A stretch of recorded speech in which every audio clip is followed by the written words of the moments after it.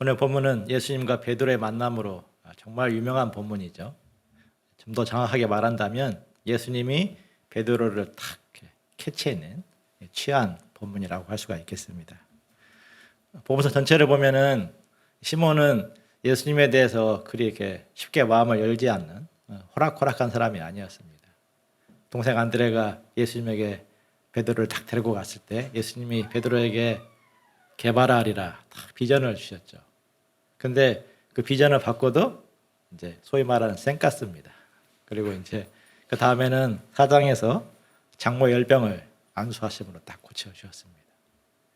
보통은 이 정도면은 예수님 하면서 제자로 출발을 합니다. 그러나 1절 2절을 보면 시몬은 그렇지 않았습니다.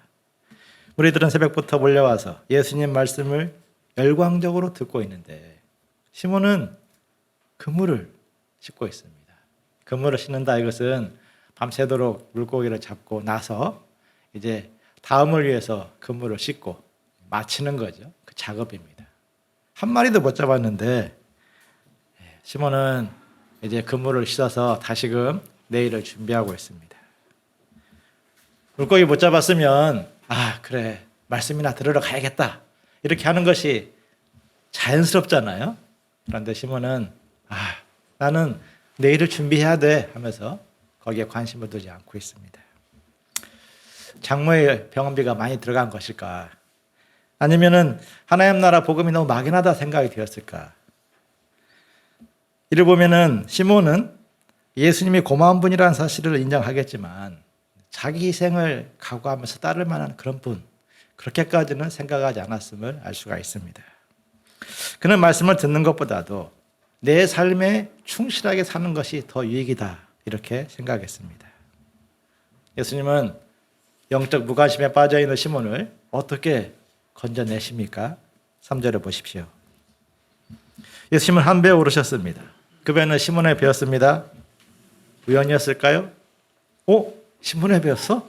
하면서 이렇게 우연으로 배에 탈 수도 있죠. 아니면은 우연을 가장한 의도적인 신방이었을 수도 있습니다. 시몬은 장모의 병을 고쳐줬기 때문에 차마 거절하지 못합니다. 이제 예수님은 시몬의 배에 앉으셔서 무리들을 막 가르치십니다. 마음이 가난한 자는 복이 있나니 천국이 저희 것이며 수고하고 무거운 짐진 자들아 다 내게로 오라. 내가 너희를 쉬게 하리라.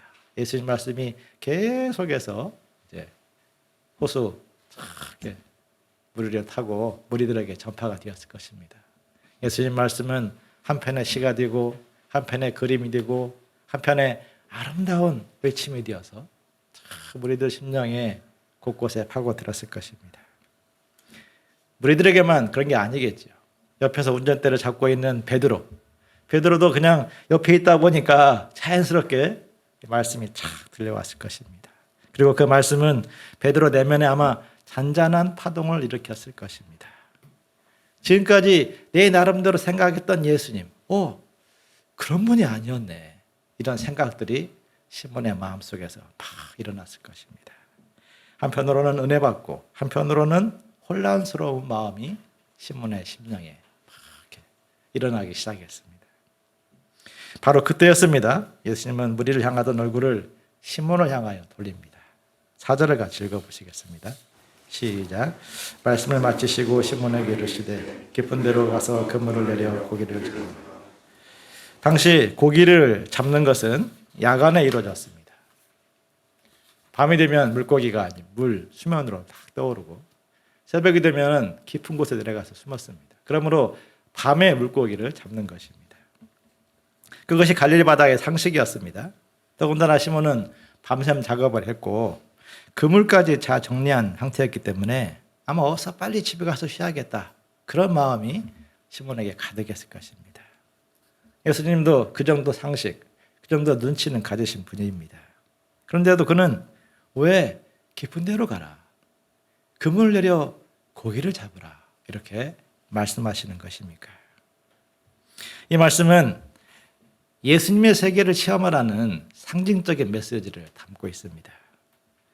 이제까지 시몬은 아마 이성의 세계, 또 경험의 세계에 살고 있었습니다. 그는 예수님을 따르지 않았습니다.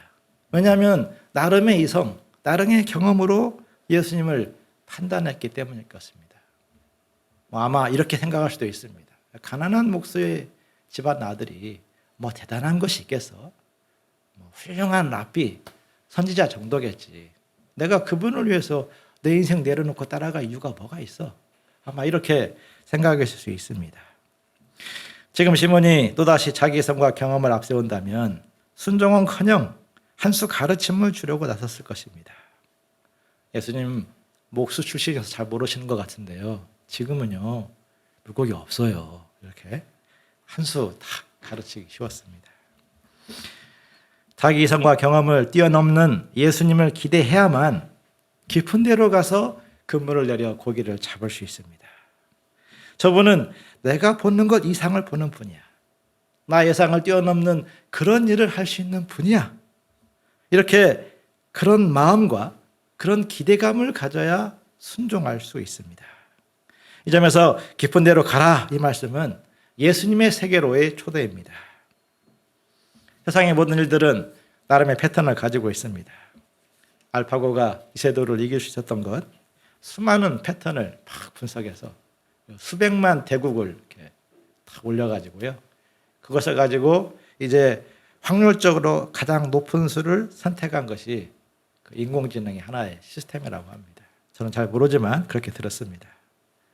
뭐든지 반복해서 막 익숙해지면 대부분 예측 가능해지잖아요. 노인들이 무릎 쑤시고 허리가 아프면은 비가 오겠구나. 반복하다 보니까 이렇게 예측을 하게 되는 것입니다.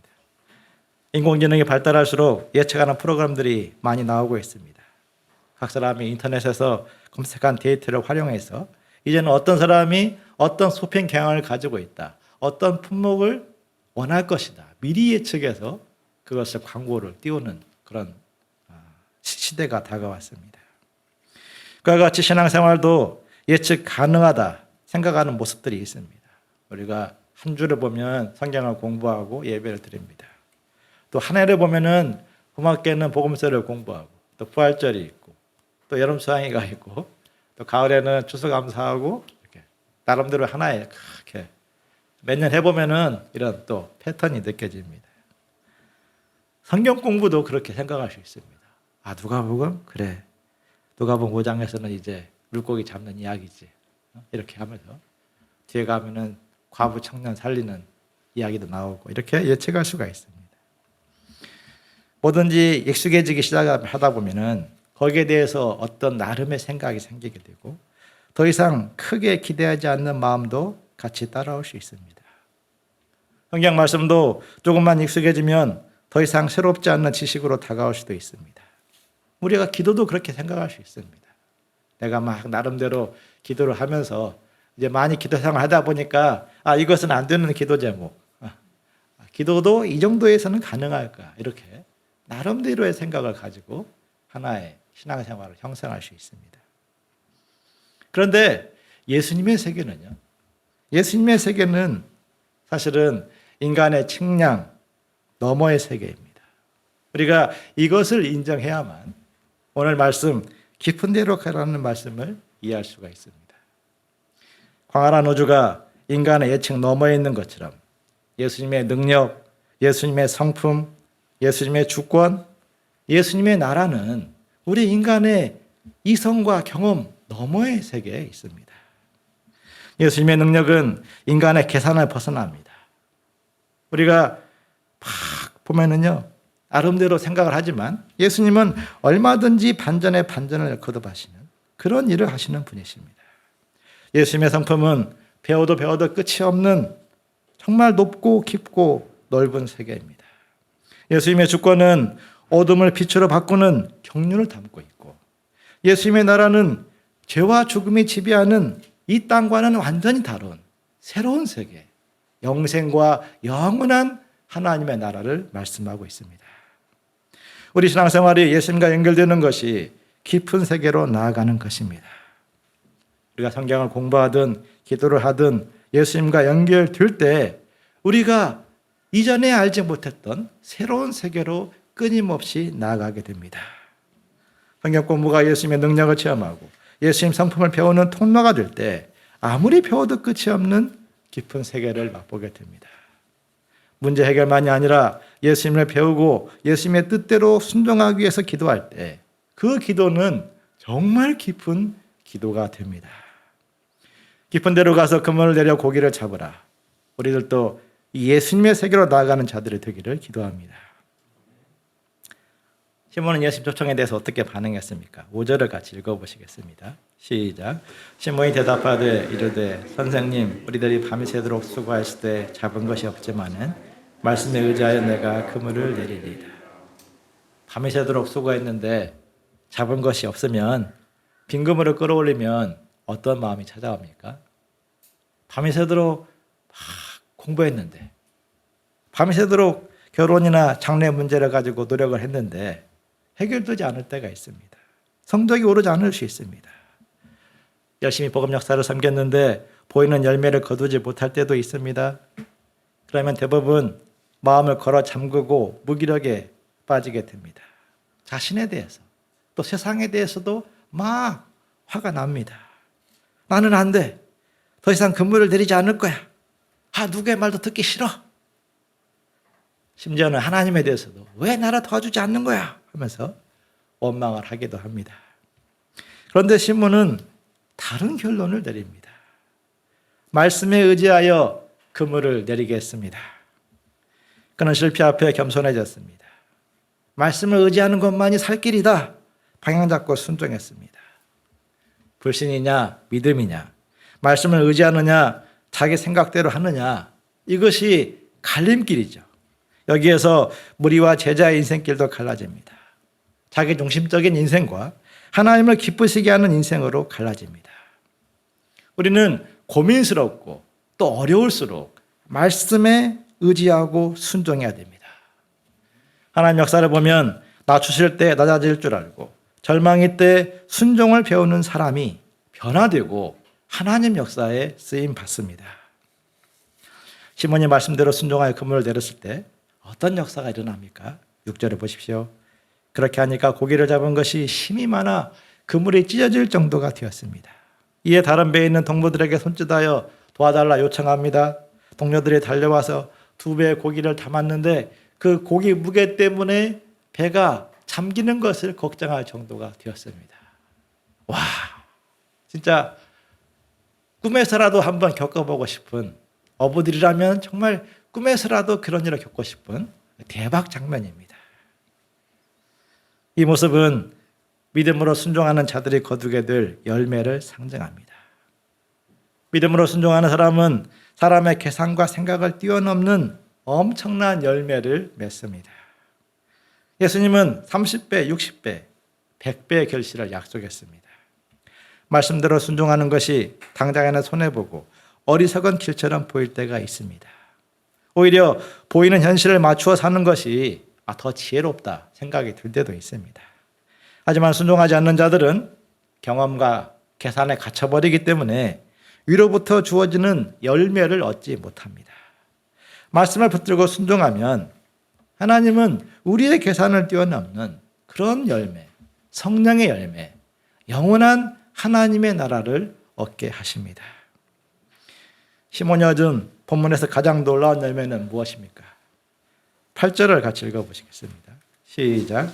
시몬 베드로가 이를 보고 예수의 무릎 아래 엎드려 이르되 주여 나를 떠나소서 나는 죄인이로소이다. 본문을 보면 시몬은 정말 성실한 사람이죠. 밤이 맞도록 수고하는 고기 못 잡았는데 그물을 씻고 내일을 준비하는 그런 사람입니다. 배 띄워달라 부탁했을 때 예수님 저 힘들어요. 이렇게 거절하지 않고 예스 하면서 매너를 지키며 배를 띄워줍니다. 어려운 상황에서도 많은 물고기를 잡았습니다. 이 정도 노력한 결과로 물고기를 잡았으니 입에 최소한 침을 튀기면서 나름대로 자기 자랑거리를 내세워야 됩니다. 할렐루야, 아멘 한마디. 제가 끝까지 순종해서 나의 의지로 물고기를 잡았습니다. 이렇게 말해도 손색이 없는 상황입니다. 그런데 스스로를 세리와 창개 같은 죄인으로 고백합니다. 자신을 떠나달라 막 무릎을 꿇고 간청하고 있습니다. 그가 물고기 잡기 전에 아내에게 폭력이라도 행사했던 것입니까? 아니면 남의 그물을 찢어놓고 뺑소니라도 친 것입니까? 대부분의 사람들은 사람과의 관계에서 자신을 봅니다. 다른 사람보다 게으르거나 다른 사람보다 스펙이 딸릴 때, 또 다른 이에게 심각한 상처를 주었을 때, 내 인생이 뭐 그렇지 뭐 하면서 이렇게 스스로에 대해서 이제 자학하거나 또 이제 자신을 낮게 생각합니다. 반면 다른 사람보다도 나은 스펙, 실적을 쌓았을 때 어깨에 힘이 들어가고 당당해지죠. 본문으로 본다면 물고기를 중심으로 생각하는 것입니다. 세상에서는 물고기 많이 잡은 사람이 최고입니다. 성적 좋으면 최고, 실적 좋으면 최고, 재산 많으면 최고입니다.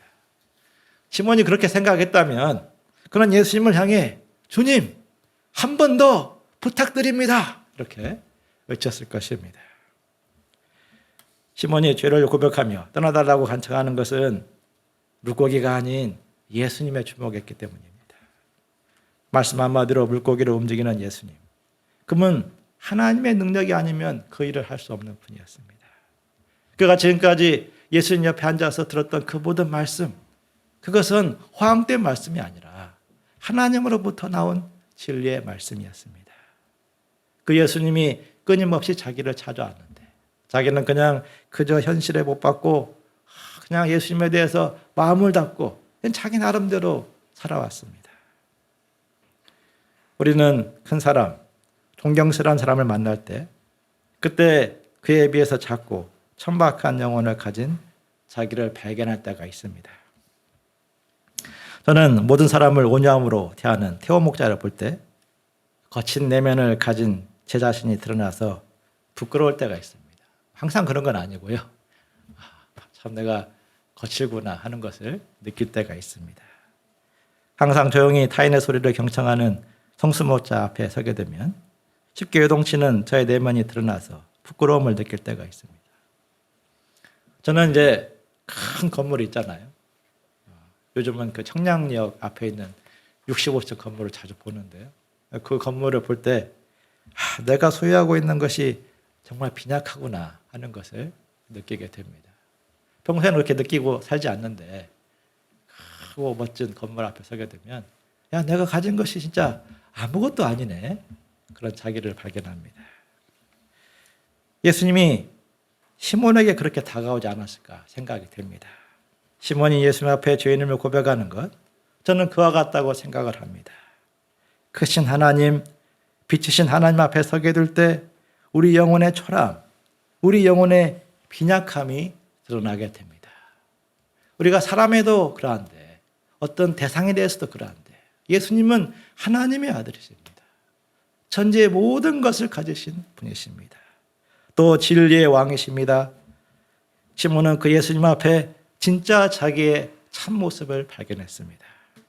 선지자 이사야도 그랬습니다. 이사야서 6장에서 선지자 이사야는 성전에서 기도하다가 하늘 보좌에 앉으신 하나님을 보고 탄식하며 고백했습니다. 하로다 나여 망하게 되었도다. 나는 입술이 부정한 사람이요 나는 입술이 부정한 백성 중에 거주하면서 만군의 여호와이신 왕을 비웠음이로다. 선지자면 얼마나 훌륭한 사람입니까? 그런데 하나님을 바라보았을 때 그런 자신에 대해서 입술이 부정하다. 입으로 진리의 말씀을 외치는 사람이 자신의 입술의 부정함을 고백했습니다. 예수님을 제대로 알수록 우리는 그와 같은 인식을 가지게 됩니다. 부끄러운 자신, 예수님과 함께하기에 어울리지 않는 자신을 발견합니다. 뼈는 고개를 익을수록 숙인다고 했습니다. 누구든지 예수님에 대한 지식이 익으면 익을수록 주님 앞에 엎드려서 은혜와 궁의를 구하지 않을 수 없습니다. 시몬은 그런 마음으로 두렵고 떨림으로 고백했던 것입니다. 주여 나를 떠나소서 나는 죄인이로소이다. 시몬에게는 가장 부끄러운 그때 예수님은 시몬에게 소망의 말씀을 하십니다. 10절 하반절 예수께서 여기서부터 읽어보시겠습니다. 시작. 예수께서 시몬에게 이르시되 무서워하지 말라. 이제후로는 내가 사람을 취하리라 하시니. 이제후로는 내가 사람을 취하리라. 사람을 취한다. 이 말씀은 생포한다, 끄집어낸다 이런 것입니다. 시몬에게는 굉장히 익숙한 단어입니다. 그는 어부였습니다. 바다에서 물에 빠진 사람들 수없이 끄집어내었을 것입니다. 물고기를 물에서 건져내는 것은 잡아서 팔고 먹고 살기 위해서입니다. 사람을 물에서 건져내는 것은 살리기 위해서입니다. 죄악의 바다에 빠져서 죽어가는 사람, 자기만을 위해 살던 사람을 구원하여서 하나님의 영광을 위해 살도록 붙들어주는 것입니다. 그 점에서 사람을 취하는 것은 물고기를 취하는 것보다 훨씬 어렵죠. 어렵다는 말은 물고기 잡는 것을 가볍게 여겨서 말하는 것이 아닙니다. 죽이는 것보다 살리는 것이 어렵다, 그런 말입니다. 지구와 비교가 아니고 그 어떤 그 가지고 있는 목적의 어려움입니다. 사람이든 무엇이든 살리고자 하면 죽이는 것보다 훨씬 많은 에너지를 써야 됩니다. 문을 열고 나가면은 어항이 있습니다. 복대 어항이 있는데요. 성회 목자의 도움을 받아서 어항을 만들면서 저는 물고기 한 마리가 사는데 정말 많은 장치가 필요하구나, 이것을 배웠습니다. 어항 만들어 놓고 그냥 밥 주고 뽀글뽀글뽀글 공기 넣어주면 사는 줄 알았는데 그게 아니었습니다. 안에 있는 물고기들이 똥과 오줌을 싸잖아요. 그것을 걸러내는 여과 장치가 필요하고, 또 안에 있는 수초들이 자랄 수 있도록 이산화탄소를 공급해 줘야 됩니다. 또 수돗물을 정수해 주는 정수기도 있어야 됩니다. 추운 날씨에는 열대어가 얼어 죽지 않도록 이제 26도 이하로 떨어지면 열대어는 바로 이렇게 헤맵니다. 제가 물을 갈아줄 때 보면은요, 찬물에 들어가면 얘들이 정신을 막 잃어요. 26도 떨어지지 않도록 히터를 또 넣어줘야 됩니다. 수시로 이끼가 발생합니다. 일주일에 한두 번 정도는 청소를 해줘야 됩니다. 제가 언젠가 한번 어항 청소를 하다가 탄식한 적이 있습니다. 내가 미쳤지. 언제까지 얘들을 감당해야 되나. 그래서 이제 물고기 평균 수명을 검색했습니다. 얘들이 언제까지 살지? 그래서 이제 소위 말하는 늙어 죽을 때까지 감당을 해야 되니까 어항 속 물고기를 꺼내어서 매운탕을 해먹는 것은 어렵지 않지만 그 생명을 끝까지 살도록 도와주는 것, 그들이 그 삶에 온전하게 건강하게 살도록 도와주는 것은 많은 노력이 필요합니다. 작은 물고기도 그러한데 사람을 취하는 것은 더 많은 에너지와 노력이 필요합니다. 몇 마디 언어 스킬로 사람을 취하시는 것이 아닙니다. 잠시 사람의 마음을 휘어잡을 수 있을지는 모르지만 생명의 통로가 되어줄 수는 없습니다. 거기에 사랑과 관심을 담아야 되고 하나님의 뜻을 담은 진리의 말씀이 있어야 됩니다. 때로는 성령께서 역사하실 때까지 인내하고 기다려야 됩니다. 때로는 싸워야 됩니다. 키가 하루아침에 자라는 것이 아니듯이 인간의 내면 또한 하루아침에 형성이 되지 않습니다. 병든 내면이 고침받으려면, 교정받으려면, 하나님의 사람으로 변화되기까지 섬기려면 그만큼의 시간이 필요합니다. 하나님은 아브라함 한 사람을 온전한 믿음의 사람으로 키우기 위해서 25년을 기다리셨습니다. 모세를 키울 때에는 40년의 시간을 기다리셨습니다. 일생 물고기만 잡아왔던 시몬, 혈기가 넘쳐나는 시몬이 어떻게 사람을 취하는 인생을 살 수 있습니까? 그는 심리학을 배운 것도 아니었고 인문학 박사도 아니었습니다. 물고기 여부와 영혼의 여부는 단어만 비슷할 뿐 완전히 별개의 인생입니다. 물고기를 잘 잡는다고 해서 사람까지 잘 돕는 것은 아닙니다. 마치 머리가 좋다고 해서 사람을 잘 이해하는 것이 아닌 것처럼 말입니다. 예수님은 그럼에도 불구하고 이제 후로는 내가 사람을 취하리라 말씀했습니다. 이제 후로는, 여기에는 예수님의 의지가 담겨 있습니다. 시몬의 지금까지의 삶은 아무런 문제가 되지 않는다, 그런 말씀입니다. 지금까지 어떻게 살아왔든 이제 후로는 달라질 것이라는 예수님의 강력한 의지가 담겨 있습니다. 우리는 이제까지의 모습으로 앞으로를 예상하는 경향을 갖고 있습니다. 이제까지 공부를 잘하지 못했으면 앞으로도 잘하지 못할 것이다, 그런 예상을 쉽게 받아들입니다. 이제까지 반복해서 실패했으면 앞으로도 실패한 인생을 살 것이다, 이런 예상을 지극히 당연하게 받아들입니다. 그러나 예수님이 역사하시면 이제까지와 다른 새 역사가 시작이 됩니다. 이제까지는 물고기를 잡아온 인생이었는데 앞으로는 사람을 취하는 인생을 예수님이 살게 하십니다. 예수님은 완전한 영혼의 어부시기 때문입니다. 이제 거친 암석이 조각가의 손에 들어가면 멋진 작품이 나오잖아요. 마찬가지로 예수님의 손 안에 들어가면 우리의 인생이 달라지기 시작합니다. 누구든지 예수님으로 말미암아 사람을 건져내는 어부의 인생을 살 수 있습니다. 사도 바울이 그랬습니다. 그는 아주 무시무시한 유대 율법주의자였습니다. 그랬던 사람이 이방인의 사도가 되었습니다. 그것은 그가 탁월한 노력으로 된 것이 아니라 그의 고백처럼 모든 것이 주님의 은혜로 말미암은 것이었습니다. 우리 가운데 목자로 살고 있는 한 사람 한 사람의 인생도 그러합니다. 누구도 처음부터 사람을 취하는 인생을 살겠다 결심하지도 않았고 예상하지도 못했습니다. 오히려 자기 앞가림 하나 버거운 인생이었습니다. 다만 예수님의 강한 손길에 이끌려서 순종을 하면서 거듭나고 죄사함 받고 사람을 취하는 목자의 길에 들어섰습니다. 11절에 보십시오. 시몬과 동료 어부들은 베드로를 육지에 대고 모든 것을 버려두고 예수님을 쫓습니다. 잡은 물고기 그대로 놔두었습니다. 물고기 잡으려고 말씀을 듣지 않았던 자들이 이제는 잡은 물고기를 과감히 포기했습니다.